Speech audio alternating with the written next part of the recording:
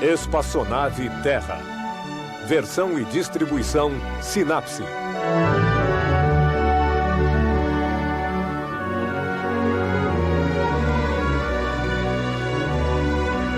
Terra, nossa nave espacial. Bem-vindo a bordo para nossa viagem de 1 ano em torno do Sol.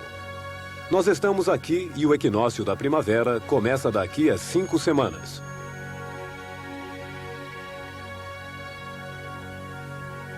Afinal, por que a Terra é redonda?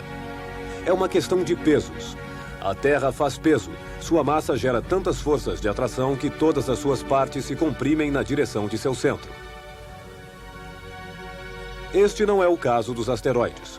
Eles são pequenos se comparados aos planetas do Sistema Solar, porém grandes se comparados a nossos prédios. E justamente por serem pequenos, não possuem força de atração suficiente para atrair toda a sua matéria e formar uma esfera. Na Terra, que tem uma massa enorme, a força de atração direcionada para seu centro é uma força irresistível. Nada pode lhe escapar e, felizmente, pois essa força de atração retém em torno dela a atmosfera, o ar que respiramos. É uma pena, a Lua e os asteroides não têm atmosfera e na Lua os astronautas andavam assim, saltando, porque a força de atração fraca da pequena Lua deixava seus corpos mais leves.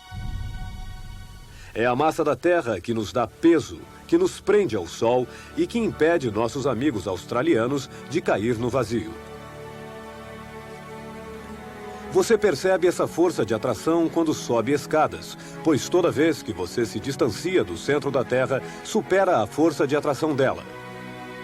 E sempre que um objeto escapa de suas mãos, a força de atração da Terra o atrai imediatamente e o objeto cai. Foi exatamente assim que se descobriu a força de atração no século XVIII. Uma maçã teria caído sobre a cabeça de Isaac Newton, que então se perguntou por quê.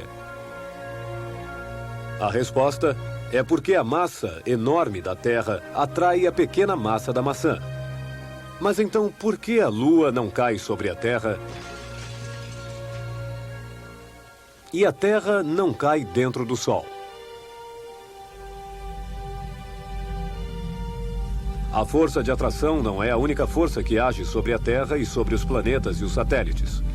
Os planetas, os quais são formados de um purê de matéria, receberam um forte impulso centrífugo que foge do centro.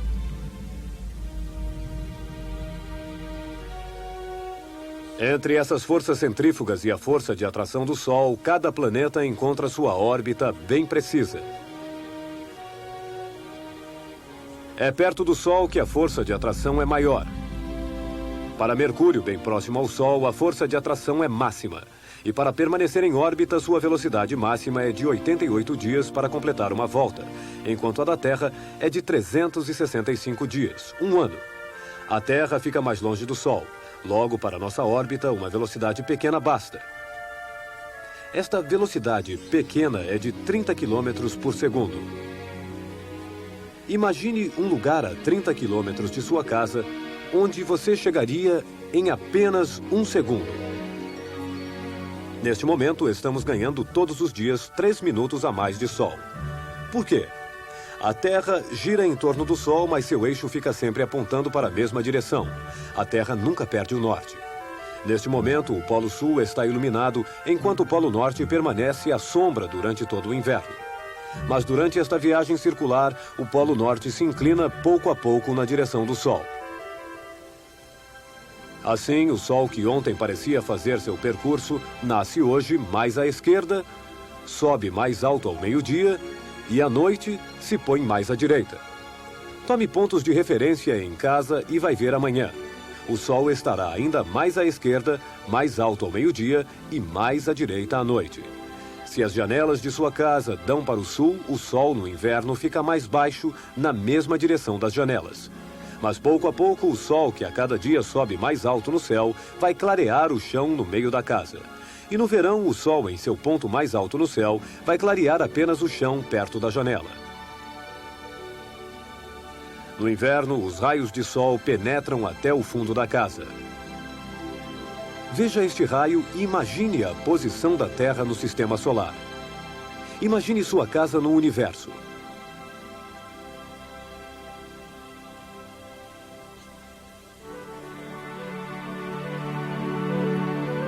Enquanto a Terra gira em torno do Sol, seu eixo permanece inclinado na mesma direção.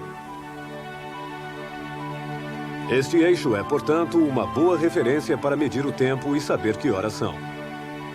Podemos nos imaginar como o eixo da Terra que sai do Polo Norte como uma vara. Se desenharmos um relógio sobre o gelo, a sombra do eixo da Terra nos indicará a hora. Não é preciso ir ao Polo Norte. Podemos fazer modelos reduzidos do eixo da Terra. São os relógios de sol.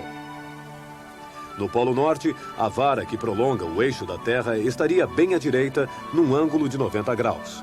Em Estocolmo, situado a 60 graus de latitude norte, o palito, para ficar paralelo ao eixo da Terra, ficará inclinado a 60 graus. Em Paris, um pouco mais a sul, 48 graus. Em Camarões, inclinado a 15 graus. E no Equador, seria necessário deitar o palito. É o solo que fica paralelo ao eixo norte e sul da Terra, sem sombra, sem relógio de sol. Existem outros tipos de relógios de sol, mas todos são orientados em relação ao eixo norte e sul da Terra. A rotação da Terra, a qual você não sente, pode ser vista não apenas em relógios de sol, mas em todo lugar ao seu redor. Cada casa, cada árvore projeta uma sombra. É só olhar. Seguindo as sombras, você verá a rotação da Terra.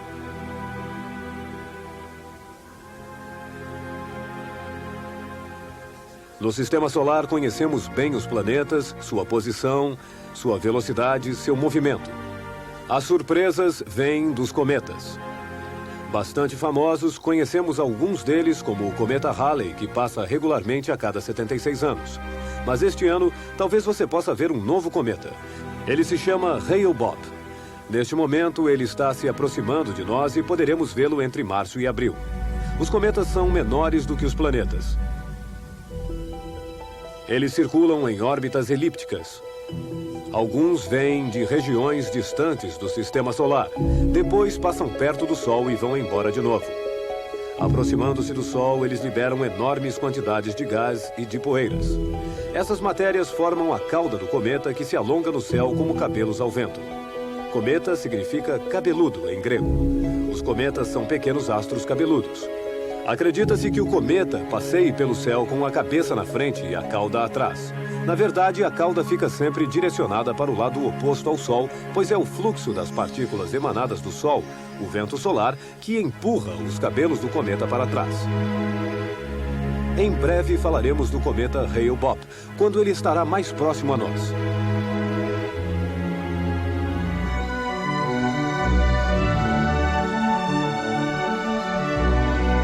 Boa viagem.